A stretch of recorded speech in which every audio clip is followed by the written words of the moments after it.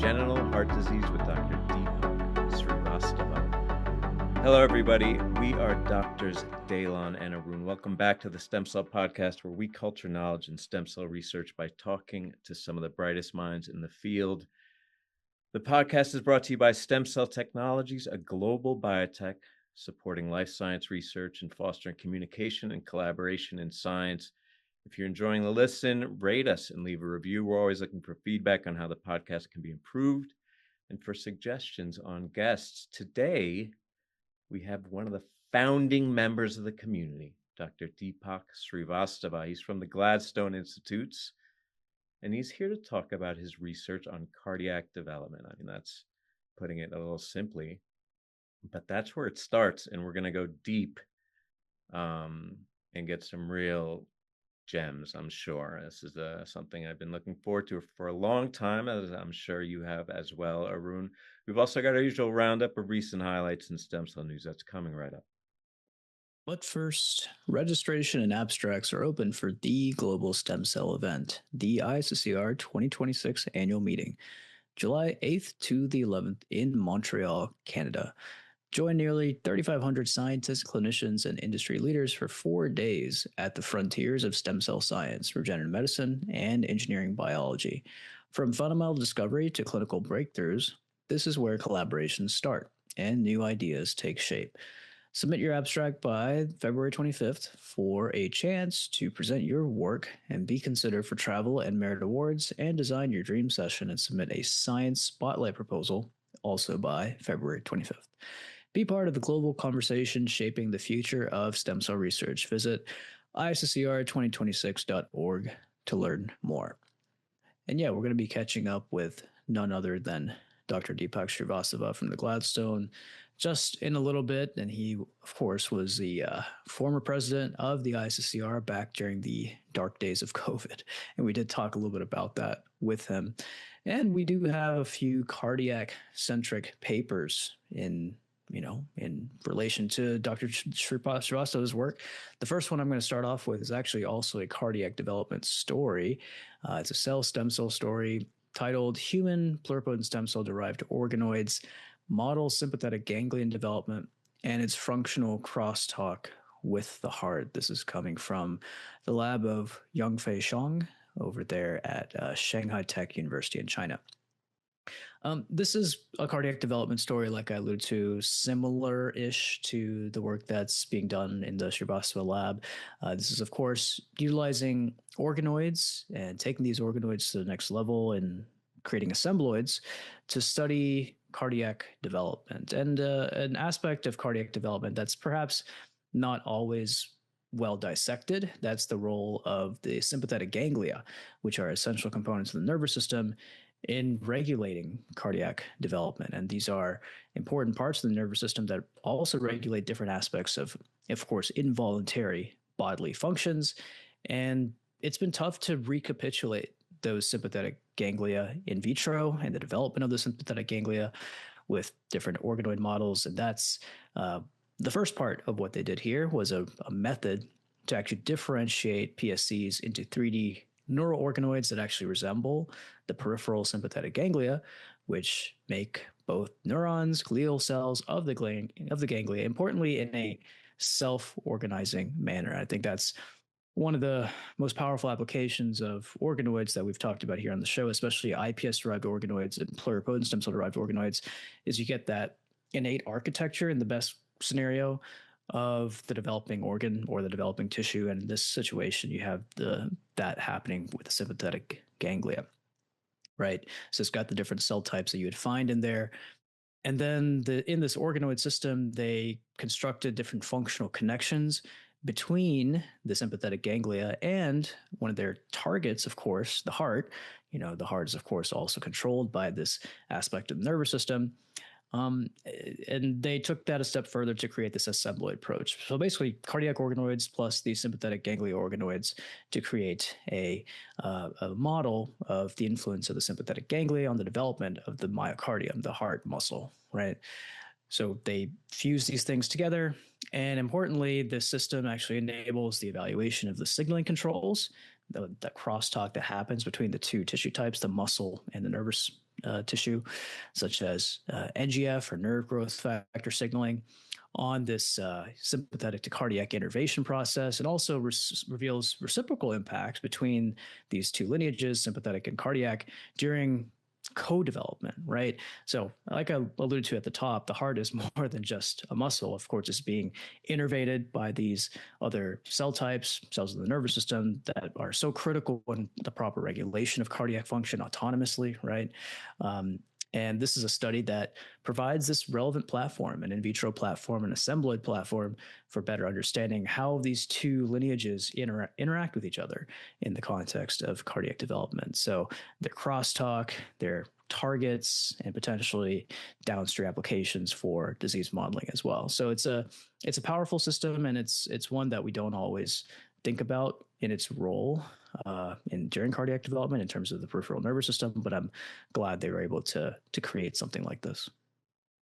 Yeah, this is a cool story and really mirrors the paper that I'm going to come with my second roundup, which is this co-development angle, which seems to be common. I mean, we're both covering it, and I think it's certainly not like the end game of organoids, but I think it shows the stage that we're at, where there's this complementarity and the interconnectivity of cells.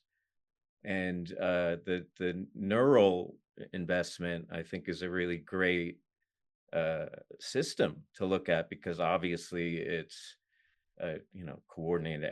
Every all these circuits are being set up across the body, and it reminds me a lot of the vasculature, but having the advantage that you don't need like the conduction of blood flow through. You don't need the plumbing aspect, right? These systems can be set up in the absence of a pump, so to speak. So yeah, my story is very much like this, has a neural investment angle. And I love how we've reached the stage where you're getting these fundamental insights into development that are really complementary to the big picture idea of like embryo models and the complexity that it takes to really set up the architecture of tissues and organs, or multi-tissue systems even. Yeah, I think this is it's a powerful approach, and like you're saying, it's being extended to you name the tissue type, and you name the assembloid. It's happening. I mean, I think ancestrally this all perhaps originates from some of Sergio Pasco's initial work when he fused the neural cortical organoids with those. I believe it was some sort of skeletal muscle assembloid, and induced the twitching in those skeletal muscle organoids with the by stimulating the brain side of things. But yeah, it's a similar approach, and I think the power is the fusion, right? Whether it's fusing vascular organoids or neural organoids here, these auxiliary cell types and auxiliary tissues have really important functions in regulating, say, cardiac function. So we can mix and match, fuse them all together like Lego pieces, however you want, and I think we'll get a better understanding of development by doing that. But I mean, certainly there are limitations here. One to allude to is just specifically when it comes to these sympathetic ganglia, and I actually didn't know this, but the development continues beyond birth, like well beyond birth, and often continuing into perinatal, postnatal stages. So, of course, you got a very immature model system in cardiac organoids, and you're only recapitulating that early stage development there. So I think this is kind of a long term goal for the work that they're doing here, is how to better approximate those later stages of development for the sympathetic ganglia. But hey, there's always something to do with these organoid models. Always something. I'm going to come back to them, as I said, with a very complementary story that, in fact, same idea, the modularity, the building blocks, Lego. So, that idea of the Lego. But first, we're going to wade into adult stem cells, which are, I think, really coming back. The conversation we had with Hans Clevers this last episode, I think, really illuminated two things. One is that the transit of the therapeutics, the cells themselves, to the marketplace is maybe tougher than we think, or at least I really grasp. But the other is adult stem cells as avatars of disease or even healthy tissue is really maybe, I don't want to call it low-hanging fruit because it's very sophisticated, but maybe closer at hand. And that's why I'm excited that adult stem cells are coming back into the fore. And this is a story from Mary Hutch, who's a friend of the show, and at the risk of like becoming a kind of a commercial for her lab, we cover a lot of her stories. So you got to ask like, what's new here? And I'll say it. I mean, it's this notion of like the incremental advance, or at least in you could call it technically incremental, but in this case, I think a big leap forward in terms of really modeling what's going on in these tissues at like the architecture level. And I think it goes back to what your story was and what my next story is going to be, which is where we are in the field, where we're really coming closer and closer to approximating the reality of these tissues with these in vitro systems, and the bar gets higher and higher. So I think this is certainly worth covering. And what we're talking about is the liver here. And as we do more single cell and spatial, you see that there's all this cellular heterogeneity within in the liver, but all of those assessments are these snapshots, right? And they really don't capture the dynamism, and particularly the liver. You look at the turnover of cells and even the healthy state and response to injury, but also disease. These are really dynamic processes, and it's really in vitro culture is not going to do it for us in itself. We need to get closer to these models being like the architecture of the real liver. And the problem is primary hepatocytes are really limited in their expansion potential, right? And of course, there's like cancer cell lines, old school. You got now these like induced or programmed hepatocytes, but all these systems that you can get hepatocytes, you don't get any of those to go 3D, right? In particular, to get these bile canaliculus structures that are a hallmark of the tissue and a lot of the basis of the disease. So the Hutch lab has described a lot of liver organoid models from primary tissue, cholangiocytes and ductal cells. They can be expanded. There's a lot of um, studies that have complemented this and grown from it. They can regenerate mouse liver when you transplant them in. Other work has made uh, more sophisticated types of organoids, branching organoids, that when you put them back, they can reconstruct the bile duct when you transplant them in vivo. Uh, in the mouse, you can do adult hepatocyte organoids, these hepatoblast organoids from fetal tissue, also from human. You can get these hepatoblasts from fetal tissue. But getting adult hepatocytes from patient tissue has been a challenge. And really the key factor that, with all these organoids, we got to recognize as they progress is that they're made up of epithelial cells mostly. Now, there's human pluripotent stem cell derived liver organoids as well, and you can get stromal complementing epithelial cell populations in those, but they don't have the same architecture again, right? So previously, Hutch Lab has combined co-culture these cholangiocyte organoids with liver portal mesenchyme, and they retain the binary cell interactions and made this 3D model. Here, they just go to the hilt, right? They developed, I think multiple steps forward. First, um, they make this hepatocyte organoid from 28 patients, right? So they right out of the gate, we're getting like a broad patient representative spectrum. So they're going after this patient specificity, which I think is ambitious. Um, but they succeeded, and they developed a protocol for long-term expansion in vitro. And key here is that among those 28 patients, they retained this patient-specific expression and the function and the architecture of the bile canaliculus. So they mirrored the in vivo tissue. You could transplant them, and they would rescue a mouse model of liver disease. So they were kind of like that was just the validation of just the hepatocyte organoids. Then they combine those with portal mesenchyme and the previously published cholangiocyte organoids. in so doing, generate these patient-specific periportal liver assembloids that, like histologically, so gene expression, I could see it, but histologically, these things look like the real thing. They maintain the cell interactions of that periportal liver tissue. And then, of course, it's a Nature article. They use that system. So validate the entire system by modeling some aspects, not completely, but important first steps toward modeling biliary fibrosis. So again, back to what I led with this conversation with Hans Clevers, like I think he had some insight, being in that position to where we are with the sophistication of these models and how they can accelerate drug development and enable some kind of patient specific pathophysiology. And this is case in point, a really exciting, I think, use case of adult human tissue on a patient specific level to create like a very sophisticated avatar of the liver.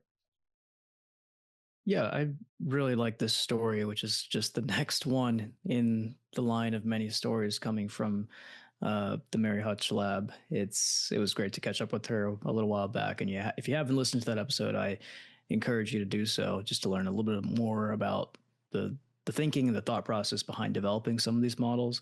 The thing I really like here, well, two things. One, it's the, like you alluded to, the functional architecture that's maintained over multiple different organoid and assembloid types from multiple different patients. I think that is something that they actually said they need to follow up on to see, there was some variability from patient to patient when it came to the morphology of these organoids, but the question is, like, is that true patient specific differences, or is that just inherent heterogeneity from these organoid cultures, as we know is the case? So that's the one thing, is the maintenance of the functional architecture. The second is just the long-term expansion, right?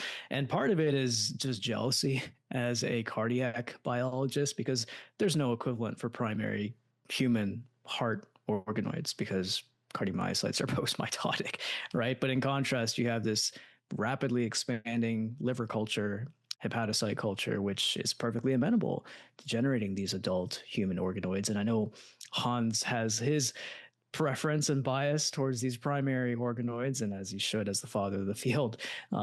But that's, I think, an inherent advantage of the adult quote unquote organoids versus the iPS derived, right? So they are more mature, they are inherently adult like.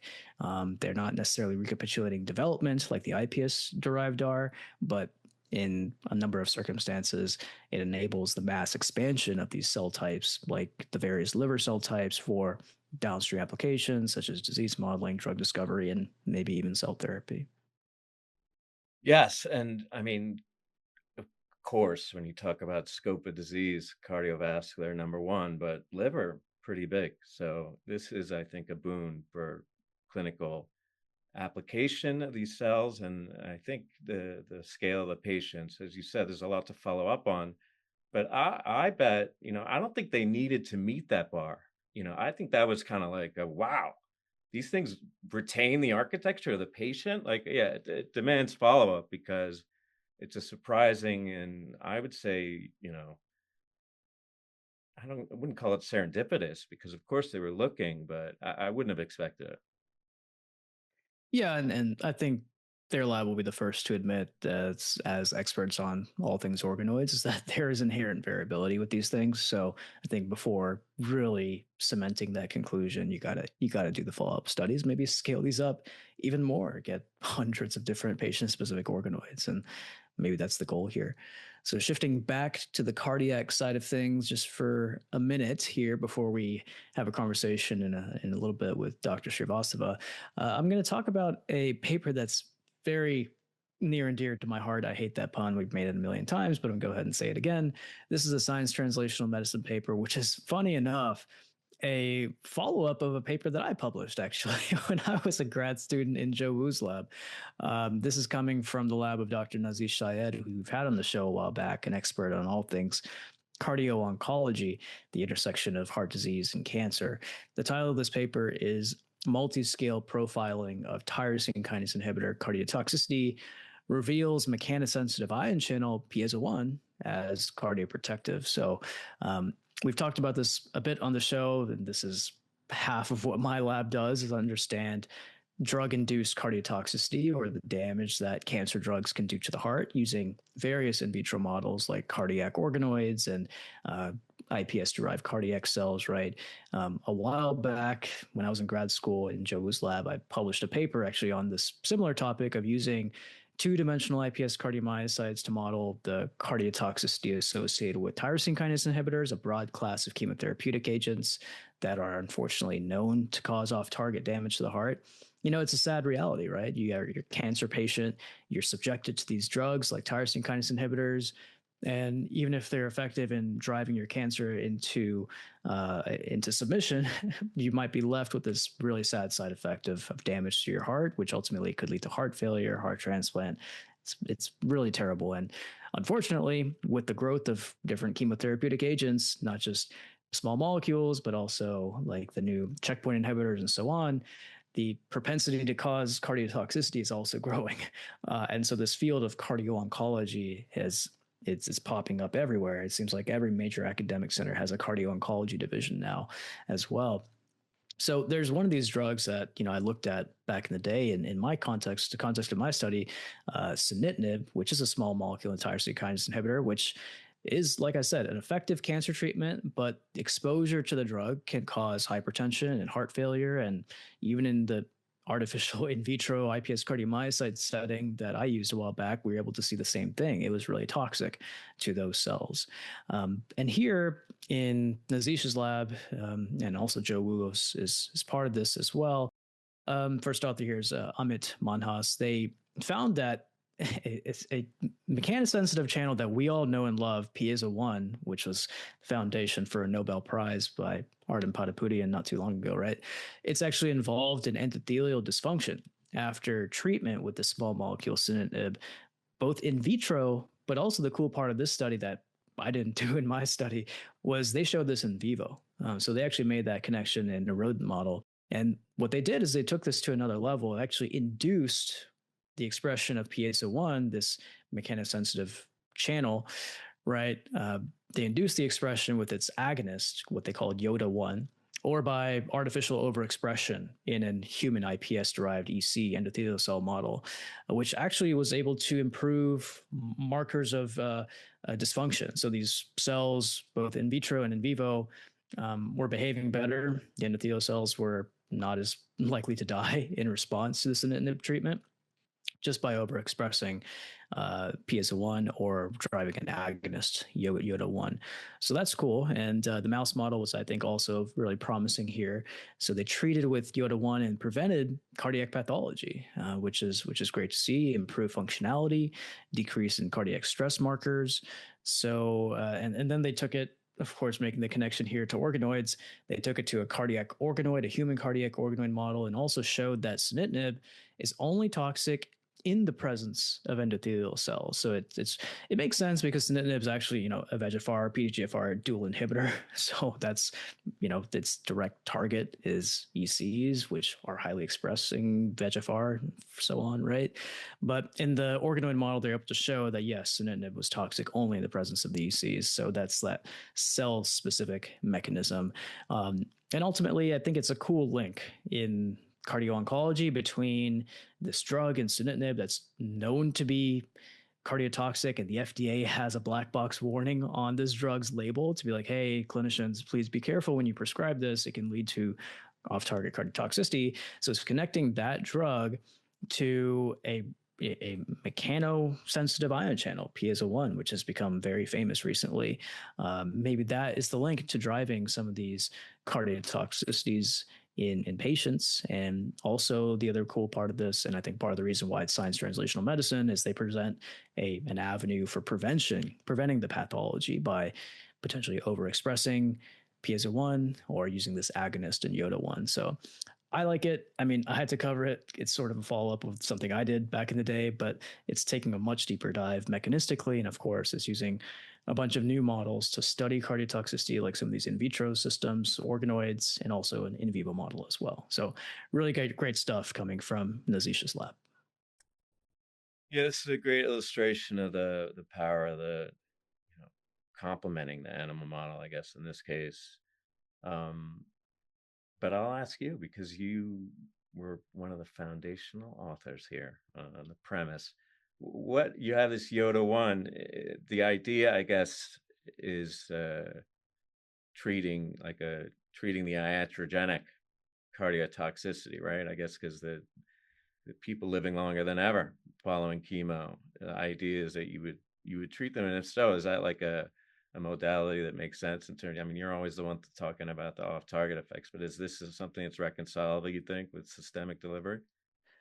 Hard to say, and I think that's a whole nother angle of this study that they got to look at, right? Is off targets. Anytime you're thinking about a co-administration, like there's going to be unintended consequences, and they do definitely have to dissect that.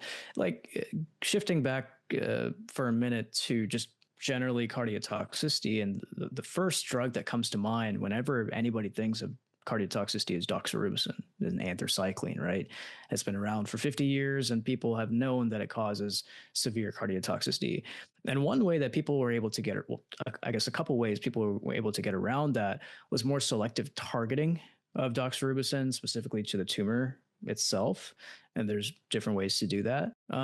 But the other way is a co-administration of a protective agent, which is out there and has been kind of mixed in terms of its response and ability to alleviate some of those cardiotoxic phenotypes. And that agent was really well thought of, at least when it came to the in vitro validation and the preclinical evaluation of its efficacy. But as we know, things don't always translate to clinical trials and work in people.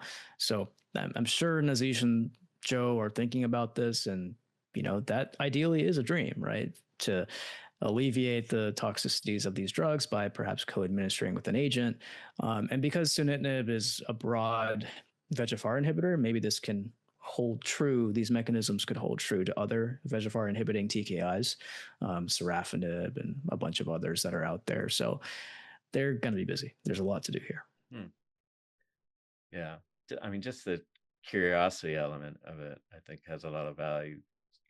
Closing the loop, figuring out the whys of it is important. But yeah, the marketplace now is such a factor, and you wonder in terms of also. I was thinking like the development of all these alternative therapies. You wonder how long we're going to be living with this, seemingly maybe archaic version of chemotherapy. But I think longer than people think. We're not going to switch to wholesale CAR T or immunotherapy next week. Yeah, and just to follow up, part of that is the economics of it. And we've talked about this before on the show. Like, yeah, we got all these cutting edge modalities, CAR T, but you go to your everyday community hospital, they're not going to have access to CAR T. They're still using these cheap small molecules like doxorubicin. That's still why dox is such a highly used drug, even though it's very well known to cause cardiotoxicity. So, I think we got to think about that too. No, absolutely. So yeah, I teased it, and this is kind of a clone of your story in terms of this whole co-development angle. But I really love this idea, just because where I'm at in my own work in the lab, which is trying to foster these organ enlages or primordia, and let them do the work, right? And that's really how it goes down in vivo, right? These tissues, organs, they all mature within a complex microenvironment made up of cells that oftentimes are their sister cells. They came from the same progenitor. But also there's, tissue, organ interactions. We're talking about these embryo models now, and it's not easy by any means, but I think it's relatively robust to get the early stages of gastrulation. But when you go deeper, kind of the wheels come off. And that's because there's a lot of information that these tissues provide to each other: spatial localization, cues, negative feedback, kind of go, no go, provides boundaries for the tissue, also synchronizes the developmental timing across multiple tissues so they all arrive at the appropriate place, um, both in space and time. And so nowadays, I think we think about this idea of looking into organogenesis at this multi-tissue level, but it's tough. Obviously, in human, we've had a lot of limitations, but like classically, I remember my days with Xenopus, there was all these explants, transplants. You could do all this Frankenstein stuff and ask really elegant questions straightforward in a straightforward way that you could never do in the human, really in the mouse, even in many cases, although there's different tools there. But now we have these stem cell embryo models, right? Which are like a practical alternative, and there've been several of these that have been developed. I think the real, gateway oid was for this specific field, I think, was the gastroloids, right? Which were developed in the lab of Alfonso Arias, one of the best shows we ever had. We're plugging a lot of shows, but that one needs to get plugged. The guy was the best. He was such gems. I quote him all the time. Anyway, he had these gastroloids which differentiate into all three germ layers. His group, led by Naomi Harris, we're going to come back to her. They generate all three germ layers, undergo axial elongation, spatial gene expression along an anterior posterior axis, right? But that was enough at the time. It was revolutionary. But there's a lot of other organization that they lack. But since then, there's been all other kinds of oids that have been developed. These somatoids we talked about most of these. Caudal neural tube, neural and semitic mesoderm-based oids, neuromuscular junctions, notochord progenitors, to the point, like as you described, Arun, there's this modularity, right? There's this kind of building block, Lego block idea that maybe seems to oversimplify, but it's kind of true. You can get the parts going without the whole, which is an amazing tool and brings me back to the days of the explant. That's where we're at. So this introduces this idea of co-development and being able to ask these questions, right? So like in the case of Semitic somites and neural tube, they co-develop and they have these coordinated functional organ systems that are embedded within each other. Most notably, that you got to innerve the muscles, right, to form circuits, right? So the neural cells become invested in not just the somites everywhere, but specifically the somites at an early point. And there's evidence that there's this crosstalk, right? So you get signals from the neural tube that promote myogenesis in the somites. And then in turn, you have signals from the somites to the neural tube that promote neurogenesis. So there's evidence for this in vivo, and it's a fascinating question. But fundamentally, I think what it shows is that you really need a village, but you need these different kind of seemingly disparate tissues, both at the level of like investiture, as you talked about, but also this talks about the nerve cells innervating, but also even just neighboring tissues, which is what I'm more interested in my own lab. And I think this does a really great job of illustrating that idea. Again, this is from the lab of Naomi Morse, who was the lead on that foundational seminal work identifying gastroloids. And this, in a big leap, incremental way, just like Mary Hutch's work, really takes it to the next with this idea of co-development, right? So what they did is they generated these trunk-like structures, which are, the trunk being that central region, and had organized somites and neural tube, right, which self-organized based on signaling in between those two. They look just like Carnegie stage 13, 14, which is like 4 to 5 weeks after fertilization. So really early, sure, but thankfully we have the single cell data, and the fidelity of these cells to the ground truth is, I think, pretty impressive.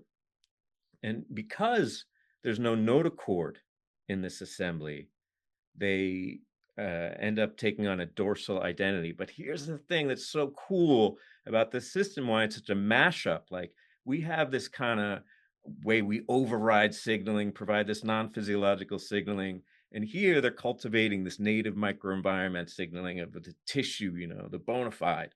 But they combine the two here. So while this thing would normally form dorsal identity because there's no notochord, they can provide exogenous sonic hedgehog signaling, and that ventralizes not just the somites, but the neural tube, and that it does that in a dose-dependent manner. And here's where the co-development part comes in.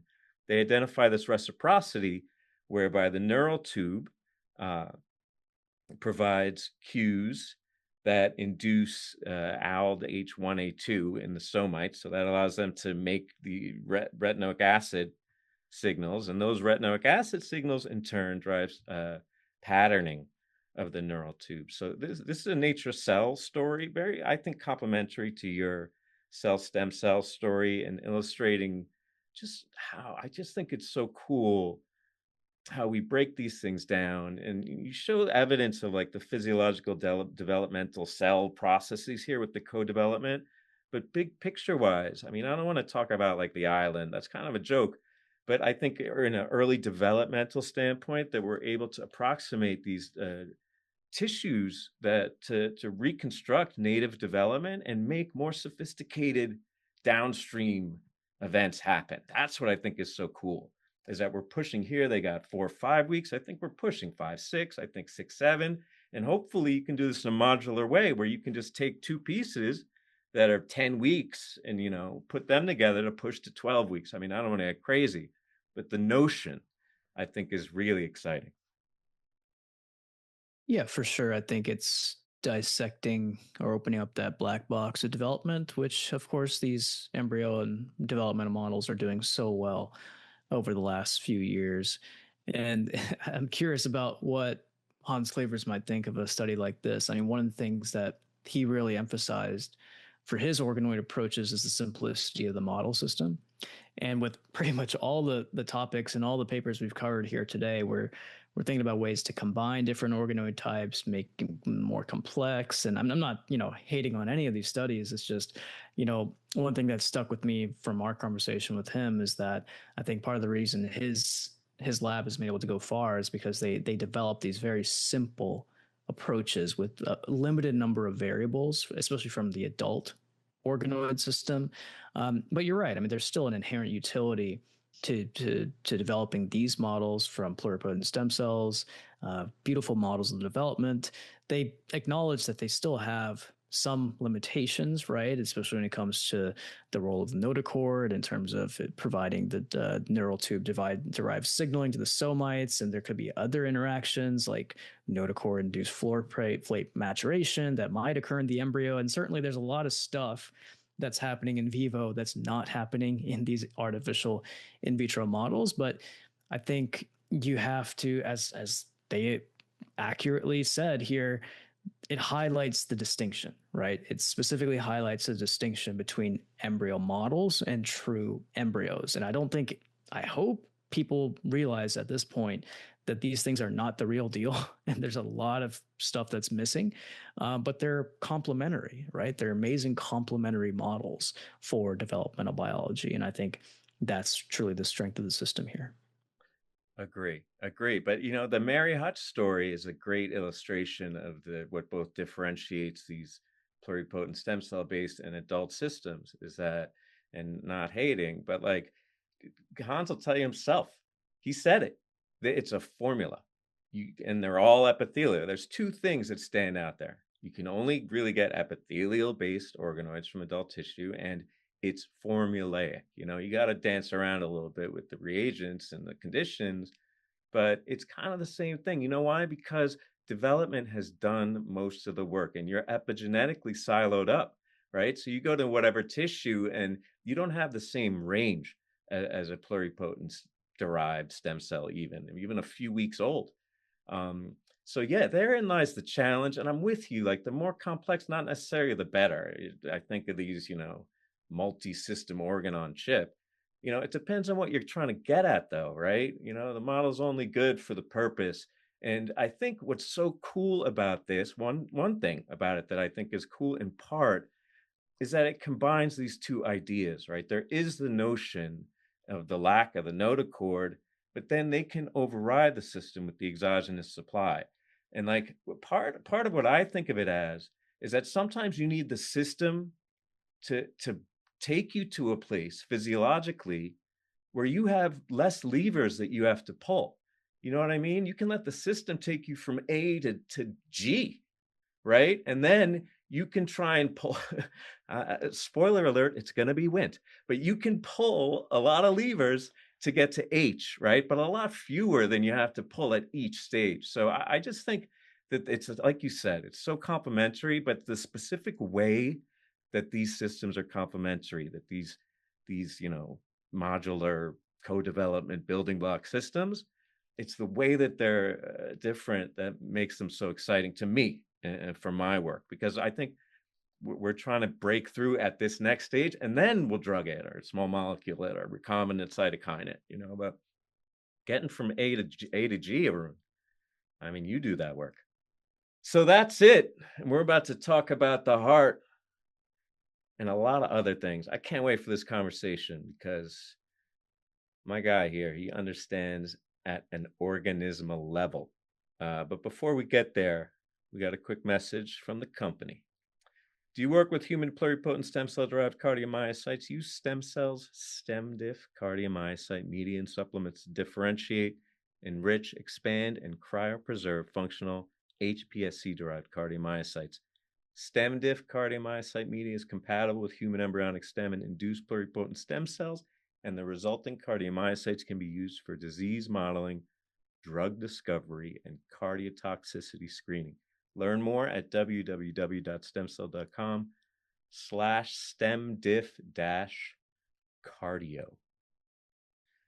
All right, everybody. Today on the show, we have another distinguished guest and leader in the field. He's president of the Gladstone Institutes, also director of the Roddenberry Stem Cell Center, Dr. Deepak Srivastava.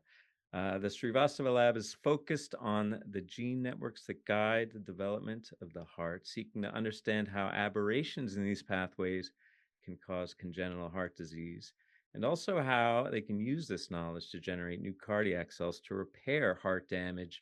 Deepak, thank you again so much for joining us on the show today. It's wonderful to be with you guys again. Yeah, it's been a few years, but who's counting? Over the years, your group at the Gladstone has pioneered so many different regenerative and cardiovascular approaches, from reprogramming fibroblasts into cardiomyocytes to modeling congenital heart disease with human pluripotent stem cells, like we'll talk about more today. And as a fellow cardiovascular biologist, I feel like I've pretty much grown up watching you guys and being inspired by the work that you guys do. And like I said, it's been a few years since you've been on the show. So why don't we actually start things off broad with kind of an overview of what your lab is working on right now and what you're most excited about. And we'll certainly get to the new story in a little bit. Yeah, I'm most excited these days about our ability to use new technologies to answer questions that the field has had for a long time, but we just haven't had the ability to penetrate. And in particular, I'd say that we've done as a field a great job in understanding cell fate decisions and what drives those. But really truly understanding organogenesis and how an organ comes together with multiple cell types and how they move at the right time and place to form a functioning organ has been very challenging. But with new combination of new single cell technologies, use of AI, and use of organoids, I think for the first time we're in a position to really get at this big black box that's been there of is how does the whole organ form and morphogenesis occur? Hmm. Yes. And that's really it. I mean, having you on the show is great, right? Because we could talk about the cutting edge, as you just alluding to all the tools now that you can leverage, but you kind of have are able to see the whole organism, so to speak, because you've got deep roots in the field, and we really appreciate that perspective. So I'm going to dig in there because you're someone who's been in it from the germ, right? And while your early work really provided these seminal contributions to understanding, in terms of just even approach, understanding how, the genetic basis and bases, because there's so many genes involved in heart defects and heart development, um, uh, the link there to regenerative therapies is clear, right? You have defects, you want to fix them. And you've been among the leaders in the stem cell field from the start because of that. You've really deconstructed the defective apparatus, which is so key to trying to repair it. And as you kind of alluded to, their progress in the last decade has been rapid across many fronts, mostly facilitated by this tool set, the tools that we have. But cardiac regeneration has really deep history, right? And Arun, of course, knows this because he knows everything. But I think some of the newer members of the scientific apparatus may not appreciate that a big part of the rationale for cell-based therapies across the board, but specifically in the heart, was built on these, I hate to say, but like foundational studies by Piero and Bursa that were ultimately proven to be false. There's adult stem cells, but that was kind of like the Trojan horse, where it's like, okay, look, we can get cells to work. And in spite of this, in spite of the fact that the rationale was built on this false work, we made amazing progress with cardiac engraftment, right? And even improved function. Um, of course, much of your work has been focused on modeling genetic disease and deploying these iPS derived cardiomyocyte models, right? But as someone who's really lived in the field for decades, what's your take on the overall progress and challenges of engrafting cardiomyocytes into damaged hearts? Where are we with that? Yeah, so I think, as you mentioned, there was some excitement 20 years ago, really, that there may be some population of bone marrow derived stem cells that could turn into muscle cells. And that initially served as the impetus behind a whole body of work and lots of clinical trials injecting bone marrow derived stem cells or adult stem cells into the heart with the hopes that those would regenerate the heart and create new muscle. And it quickly became clear that those cells did not become new cardiomyocytes, but there was a thought that maybe they secrete something, paracrine effect, and have some other positive effect. And so that hundreds of trials continued. Thousands of patients were enrolled before it became clear that, in fact, at least in large trials, that wasn't working. And the field then, I think, appropriately went back to saying, okay, those cells don't turn into myocytes, but we do know that pluripotent stem cells, when differentiated, are beating in the dish. You know that they're myocytes, and maybe you could inject those directly into a damaged heart and have them engraft. So a lot of work has been done there, and it's quite promising, except for the fact that there have been difficulties in those electrical connectivity and to some degree immaturity of those cells that resulted, at least in large animals, fatal arrhythmias. Hmm. And that has so far held the field back, and there's ongoing studies to try to overcome those rhythm disturbances, because it is quite clear that you can get engraftment now of these cardiomyocytes. You can see the cells there, they contract. And so I think if we can overcome as a field the hurdle of the electrical connectivity and the rhythm disturbances, that could be a viable approach. In parallel, our lab and others have tried to harness the resident stem cells that are in the heart and get them to do something they don't normally do, namely getting the existing residual muscle cells to divide again and re-enter the cell cycle and make more of themselves. And I think we can do that now. The big challenge is, how do you deliver that sort of material safely so that it's contained and doesn't cause proliferation elsewhere?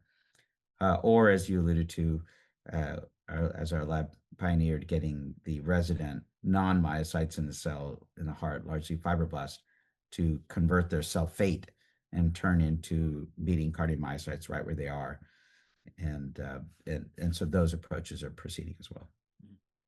Yeah, a lot of applications, translational applications for these cells, but also, perhaps their immaturity is a strength for the in vitro modeling side of things. And of course, your lab has done an amazing job in using stem cell derived cardiomyocytes for in vitro models of congenital heart disease. Like you recently published this big study in Nature titled "Myocardial Reprogramming by HMGN1 Underlies Heart Defects in Down Syndrome Trisomy 21," which identifies this gene HMGN1 as a driver of different congenital heart defects in models of Down syndrome. And I've heard about this study over the years since I know the first author, Sanjeev Ranade, a friend and colleague who actually just started his own lab down there in San Diego, I believe. Yeah, Sanford Brennan.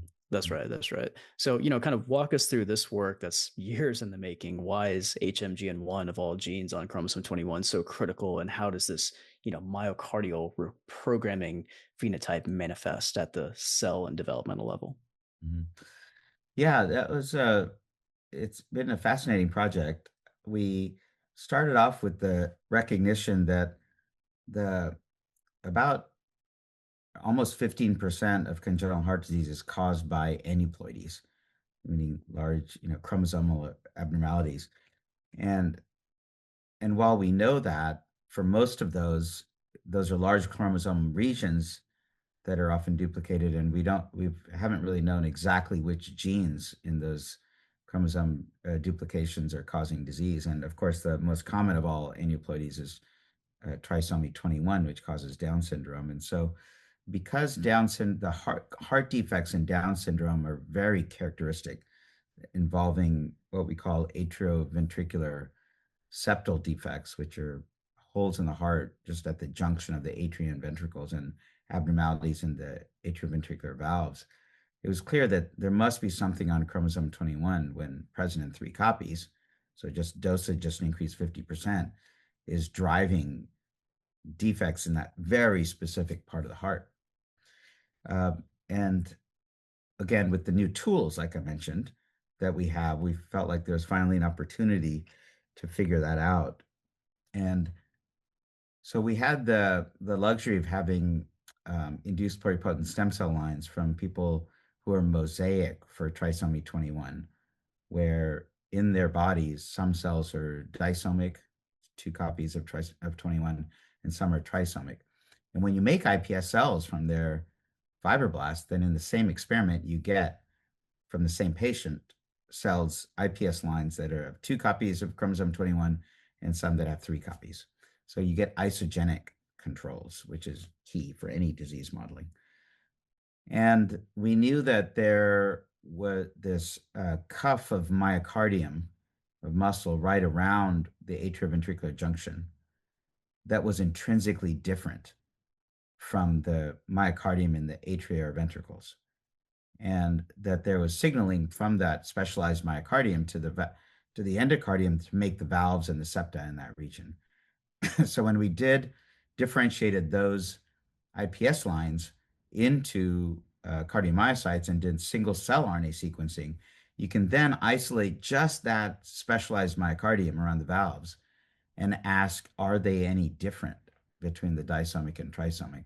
And the key to that whole line of inquiry was the fact that, in fact, we found stark differences in the trisomic line in this specialized valve myocardium, I'll call it, that was such that that valve myocardium was not so specialized as it should be, and it had many aspects where it looked like more like the chamber myocardium, as if it was confused and lost its specialization and was now more like the atrioventricular cardiomyocytes, ventricular cardiomyocytes. And that observation gave us the thing we could hang our hat on and say something on chromosome 21 and present in 3 copies must be driving that phenotypic, that transcriptomic switch. And then the rest was, I shouldn't say easy, but straightforward, is you've got to just figure out what's doing that. So once we found a difference between the disomic and trisomic iPS cells, then we were able to utilize also another, relatively new technology that just in the last few years that allowed us to activate in a pooled screen all of the candidate genes that were plausible on chromosome 21 using a CRISPR activation strategy. So, with the guide RNA to every one of the candidate genes on the chromosome, we could upregulate each of the genes by about 50%. One of the problems with CRISPR activation is that you never get high levels of activation, like 3, 4-fold. You only get about 50%, which is perfect for our application because our dosage is only increased about 50% in trisomy. And so we did that and then used an AI machine learning approach to score the hits and ultimately found one gene called HMGN1, which binds to nucleosomes and regulates epigenetics of the DNA. That by itself, when we activated just by 50%, seemed to recapitulate that shift from being a specialized atrioventricular valve myocardium to being more like ventricular myocardium. And so that seemed like a really good candidate gene for driving the differences in this development of the atrioventricular septal region. And fortunately, there had already been a mouse model made of trisomy 21, where by duplicating a part of this synthetic region of chromosome 21 in the mouse, mice also had heart defects with penetrance about like humans. About half the mice had heart defects. And so then the experiment in vivo is simple. We take those mice and just cross them with a mouse that is lacking one copy, so it's heterozygous for HMGN1. And so now you're trisomic for everything in the mouse, except for you only have two copies of HMGN1, and we can ask if the cardiac defects are rescued. And lo and behold, those cardiac defects were rescued, which provides really good in vivo evidence also, in addition to the stem cell modeling, that in fact you have to have three copies of this gene in order to have the heart defects. And I should say that the mouse genetics has taught us over the years that it's probably not one gene, not a single gene. You probably need at least two genes to be duplicated to cause the cardiac defects, but each one must be necessary.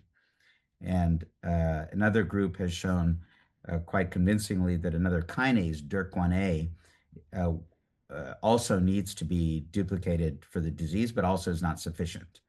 And so now we're breeding mice with both have three copies of HMGN1 and DYRK1A to see if the two genes are sufficient, and we'll know that soon.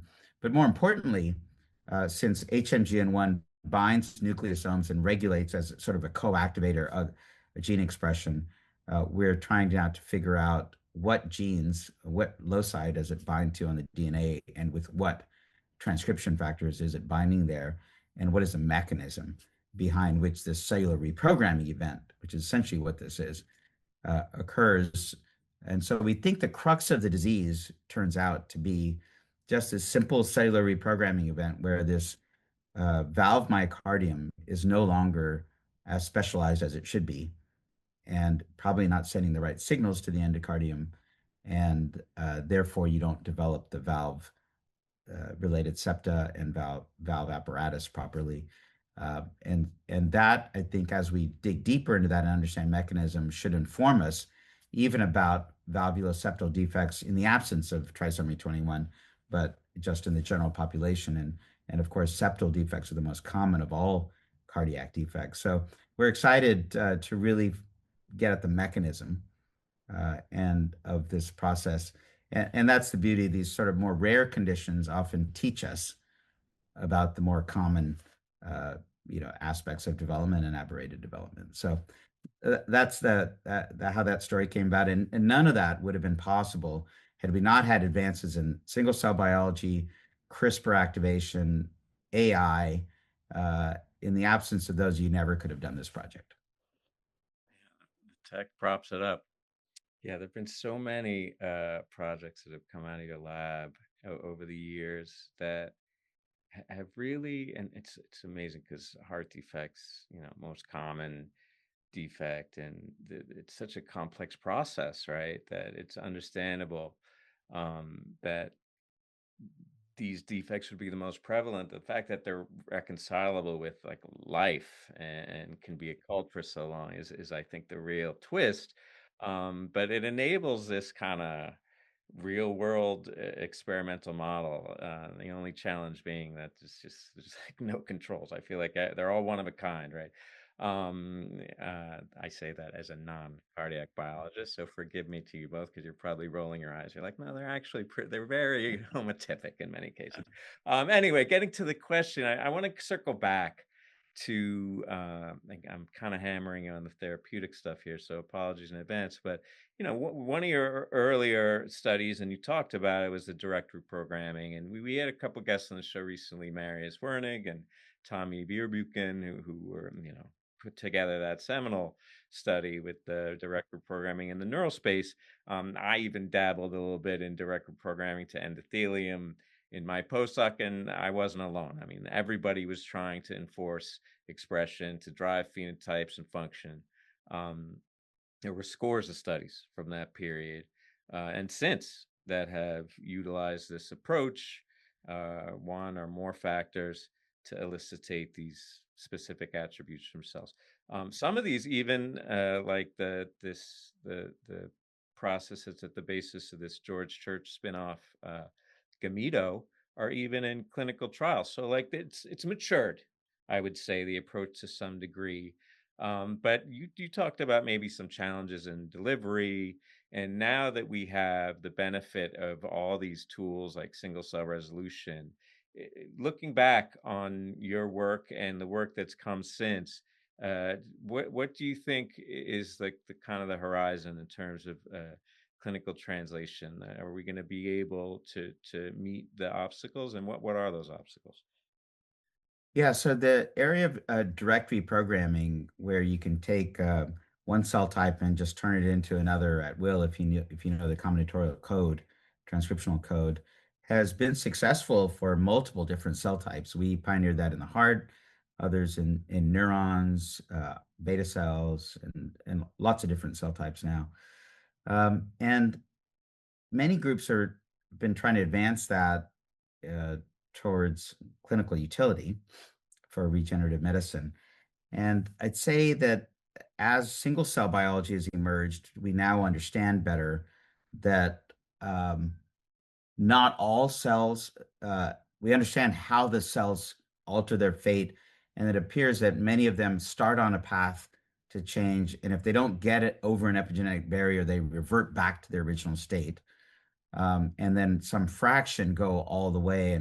And we have a better idea of what's driving that. And that has led to, I think, better cocktails now of factors that more efficiently drive the reprogramming process. And now the hurdle really is, can we effectively deliver the right reprogramming factors in vivo to generate new heart muscle, or if you want to generate new dopaminergic neurons in the brain, or insulin producing cells in the pancreas, then the challenge really becomes a gene delivery one.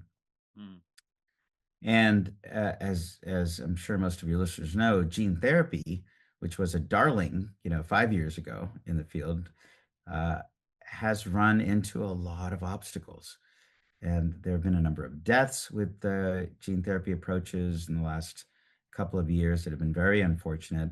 And the bottom line is that still AAV vectors have to be delivered in such large quantities, and so much of it goes to the liver, that the liver toxicity has been rate limiting. Mhm. And despite a lot of effort at vectorology and developing new, more efficient viral vectors, that remains a significant roadblock. For direct delivery of reprogramming factors, where you don't need to do it systemically and you can do it locally, like we've tried to in the heart, I think that overcomes some of those issues. And in the heart, we've had some success doing that, and we have put the technology into a company called Tenaya Therapeutics some years ago, and they have developed a new vector to get more efficiently into cardiac fibroblast. they've reduced the genetic material that we initially published to fit into a single AAV. So you don't, because there's often payload maximum capacity of about 5 kilobases. And then worked on a delivery method of catheter that can inject directly into the heart in the right area. And so their results, I'm really encouraged by, where in pigs they get about an ejection fraction improvement, even in a chronic injury, where the ejection fraction is dropped in the pig from, say, 60% to 30%. Their injections are restoring function to about 40%, so about a 33% increase. So that's, I think, very encouraging without any toxicity or without arrhythmias. And so they're continuing to try to find a way to advance that um, uh, clinically.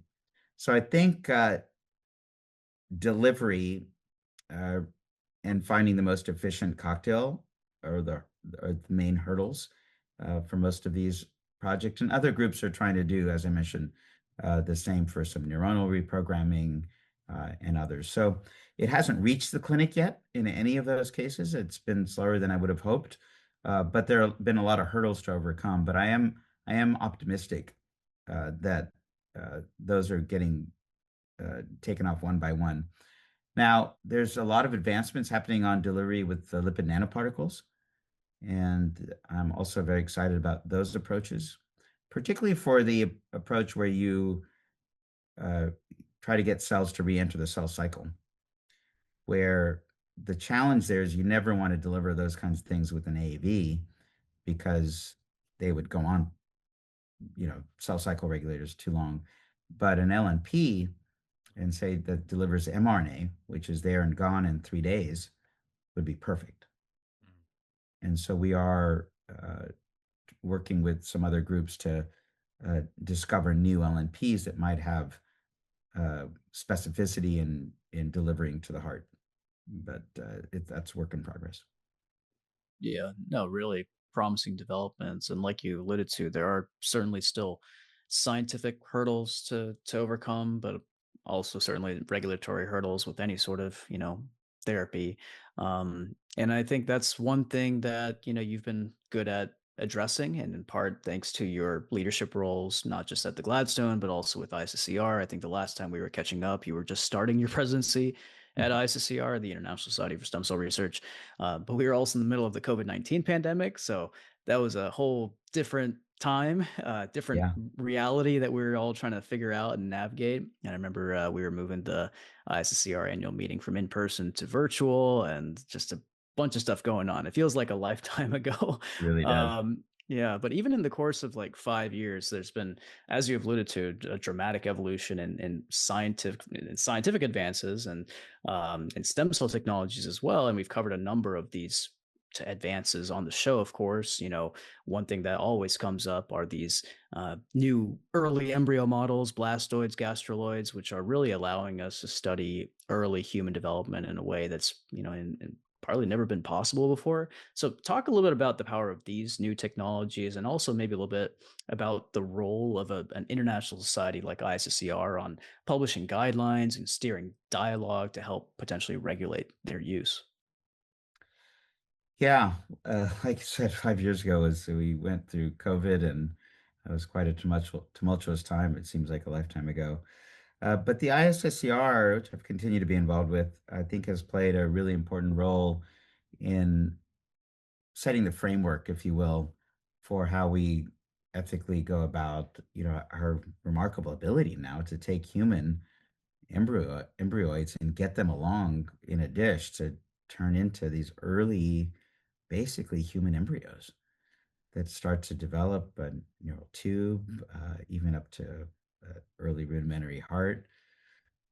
So it's a fascinating period, and we have every reason to think we'll slowly over time get them further and further along, which I think could be really useful in studying some early developmental features and understanding our human biology in ways we never could, but has reasonable ethical concerns around it. And I'm grateful that the ISSCR has established a framework for how we should do that in science, and continues annually as the science advances to keep up with that so that the whole international scientific community has some guidance. Yeah, that was huge. I mean, first of all, you got hosed. Your presidency, like in full crisis mode the whole time. So my sympathy. But you did a great job holding it all together. Kudos for that. But yeah, I mean, the ISSCR like stepped up. I feel like they stepped in there, and there was a bit of a vacuum. It was a key win, I would call it. The standards, multiple issued multiple versions at this point, up to date working groups, getting all the thinkers, and we do a episode every year, which I encourage the listeners to check out with the ISSCR leadership. And what you don't realize is that it's you have all these different societies, cultures that are practicing the research and ultimately hoping to translate, and the values that are embedded in those cultures. Like they may have different opinions on how or to what degree these cells or should be assigned personhood or whatever. So it's a heavy lift to bring everyone together on that.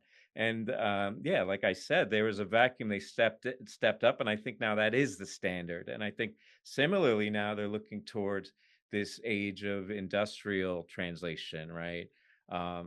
We're working toward cures, and it's a very exciting time. We say every episode, what an exciting time to be in the field, because it's this translational period.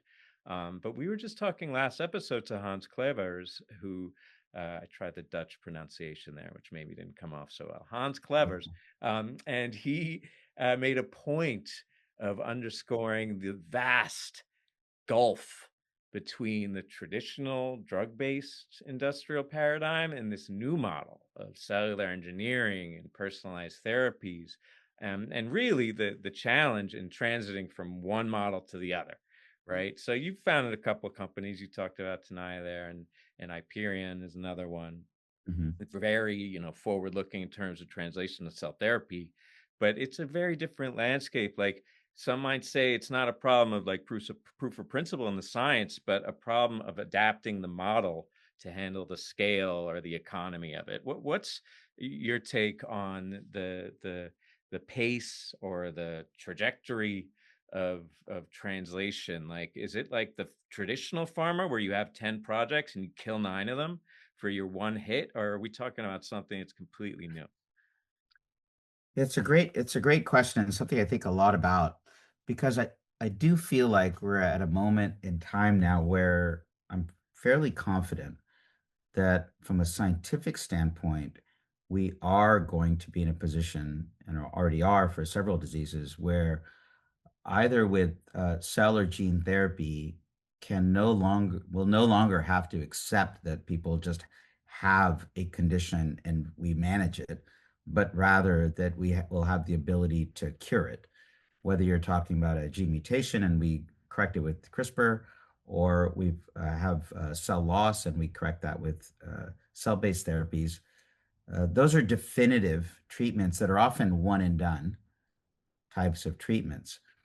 And the beauty of that is that you're not taking a pill for 30 years and just managing a disease, but rather curing it.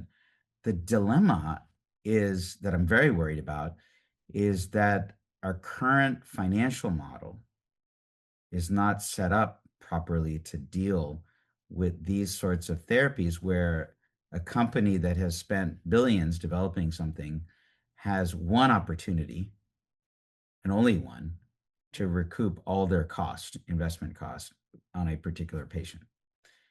And that patient, once cured, is no longer their customer.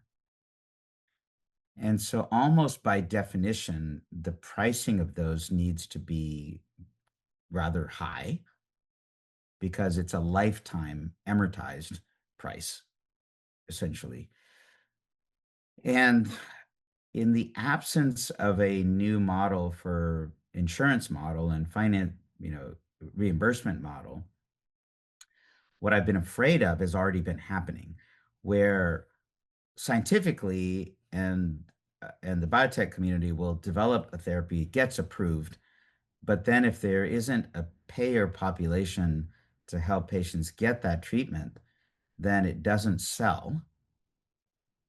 If it doesn't sell, a company stops making it, and you back up a step, VCs see that, oh, there's not an exit path for investing in this kind of therapy.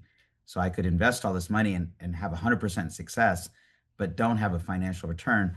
Maybe I won't invest in that and I'll invest somewhere else. And then you don't even get the initial scientific idea to get into a product. And that is starting to happen right now already. And so I think it's imperative that we solve right now how reimbursement models could change for these kind of cell and gene therapies. Otherwise, what we'll see is that we just won't have early investment to even develop the products. And you can already see that happening. You know, the sickle cell curative process with CRISPR is a great example where we can cure this disease, terrible disease.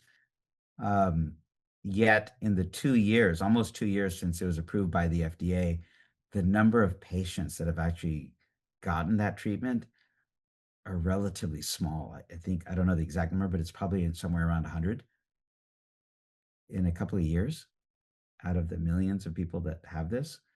And so I think as a field, we've got to both find a way to address the reimbursement part, but also find a way to have lower cost of goods. In some cases, the cost of goods are just really high, like in that. So in vivo correction, say with CRISPR, I think rather than ex vivo would lower the cost. But you know, if it's gene therapy or cell-based therapy right now, there's the production costs are high. So it's not just trying to recoup, 30 years of treatment in one shot. It's the cost of goods are really high. So I think that it is a very different type of therapy that requires creative thinking, not just on the scientific side, but on the regulatory and financial side. Yeah, I mean, as basic scientists, I feel like sometimes we're a little bit naive to this other part of the implications and the ramifications of the work that we do. We always, I mean, I think a lot of us like to stay in the science, but given how translationally oriented this field has become, I feel like part of, maybe during the training process, we got to start talking and been having some of these dialogues about, Yeah. oh, you develop a therapy. What does it actually mean in terms of the economics, the financial, just to get that brainstorming going from an early time point, right? And certainly you're at a place at the Gladstone that really is a pioneer and a leader in a lot of these discussions. You've been the president of the Gladstone Institutes, an organization that I think the stem cell field and the cardiovascular field as well has viewed as a true world leader. You've, of course, worked very closely with your partner in crime and friend of the show, Benoit Bruneau, who's the director of the Gladstone Institute of Cardiovascular Disease, to turn the Gladstone into this international powerhouse that it is today. And you guys are really driving the dialogue for a lot of these discussions that we're having. What are you the most proud of when it comes to the accomplishments of the Gladstone? I mean, there's so many, right? You've been at the forefront of so many of these. What are you proud of, and what do you still love about working there? Yeah. Yeah, no, I've been here for 20 years. I actually just celebrated my 20-year anniversary at Gladstone, first as the leader of the Cardiac Institute, but last 8 years as president. And these are things that we think a lot about, in particular because, as you know, Shinya Yamanaka has been running a lab here since 2007 and invented iPS cells, for which he won the Nobel Prize. And then Jennifer Doudna, who invented CRISPR, has also been running a second laboratory here and at her lab at UC Berkeley for the last 8 years. I recruited her soon after I became president. And so both on the CRISPR-based and cell-based therapies, it's such a big part of our focus that I feel like we need to not passively think about this, but be lead in finding solutions for this. I guess what I'm most proud about, what we built here at Gladstone, in addition to the specific discoveries that are coming out, is more the model that I think we've built that has become just a flywheel now for as an engine for discovery. And that model is to have some of the world experts in a few key disease areas work in a highly collaborative fashion. And those are, for us, heart disease, neurodegenerative diseases like Alzheimer's and Parkinson's, infectious diseases, and cancer. And weave across those the key cutting edge technologies that are really driving acceleration of advancements in each of those areas, and having the inventors, not just using the technologies, but the inventors of new technologies that we and others across the world will use to accelerate. Um, and then uh, doing that in a model where we have very close affiliations with UCSF across the street, but also Stanford and Berkeley in the Bay Area, to bring the best of those universities, world-class universities, together. And then as we make fundamental discoveries on mechanisms of disease, that we are very proactive about spinning those out into the commercial sector and startup companies, so that those discoveries don't just sit on the shelf, but we are actively shepherding them to get into people to make an impact, because our tagline is science overcoming disease. And if we just kept making great scientific discovery after discovery and they sat on the shelf and didn't affect people who are suffering, then we wouldn't be fulfilling our mission. And that's the model we've been able to build, and everybody's bought into that. And they do it in a way that is fun and collaborative. Uh, I'm a deep believer that when you create that kind of environment, everybody is working their hardest and their best. And I think you can see that in the incredible discoveries and productivity coming out of the Institute. And I'm pretty confident that, you know, our effort in the context of the whole, world's efforts, will overcome these diseases. And we'll look back at a time and say, is because of what we built here at Gladstone that many of these diseases, people no longer have to suffer from. Yes, I mean, that is a beautiful vision, and the Gladstone is one of one in that respect. I mean, I can't imagine how all these seemingly opposed values, extreme creativity, but also, individuals that are super collaborative, being unleashed to look at, curiosity driven science, right? But that is deeply mechanistic, also applied and practical, really with an intent, right? So it is one of one.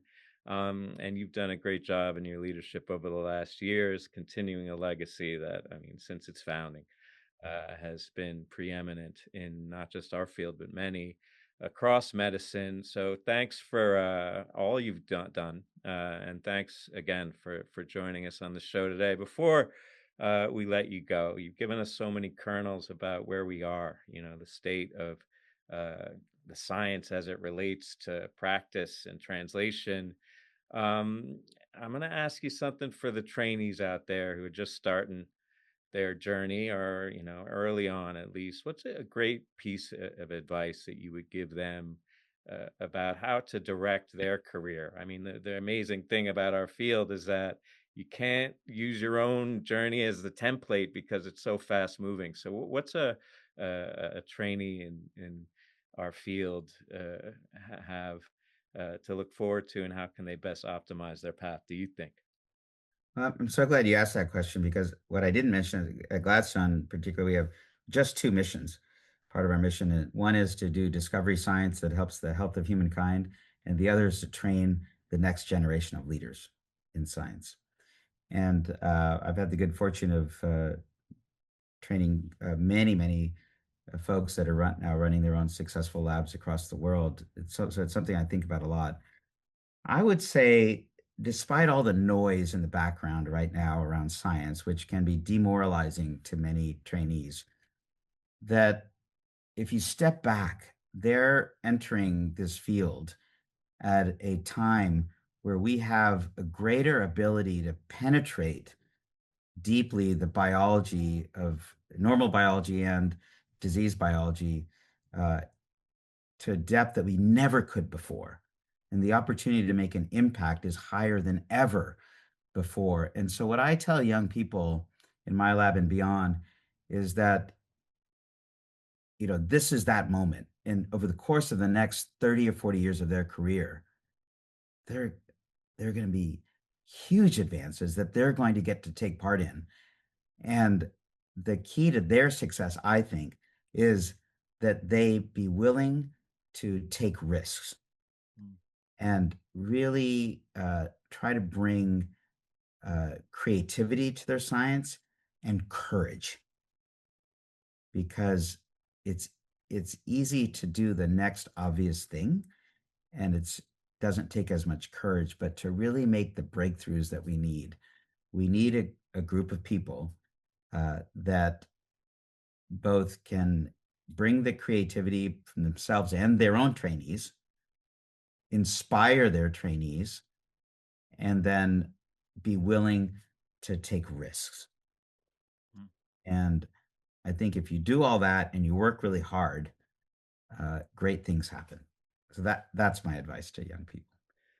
I'm glad to hear you say that, because another great scientist that I admire, we just had on the show last episode, Hans, said a very similar thing. So from two badass scientists who've got the courage to succeed and to put themselves out there, that's a great piece of advice echoed.